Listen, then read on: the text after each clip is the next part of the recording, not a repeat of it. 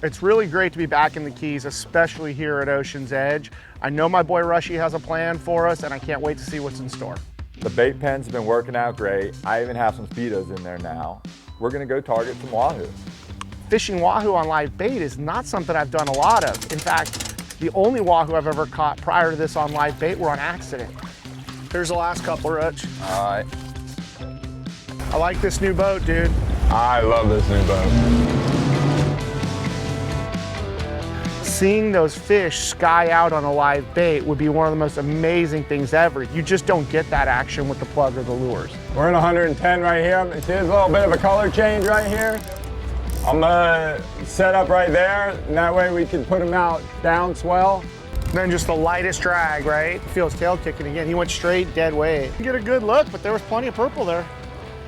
Let me tell you why the Jack Crevalle is a great game fish. No, don't sit there. Yeah, freeze pull that one a little bit. Left? Yep. Let him run a little bit. It's big. Pick it up, feel it for a second. It's nice mahi.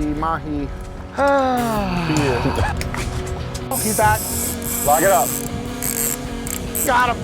It's a lot longer of a run than that when they take it. Long, skinny, has teeth. We are getting closer. We've officially caught everything but a wahoo.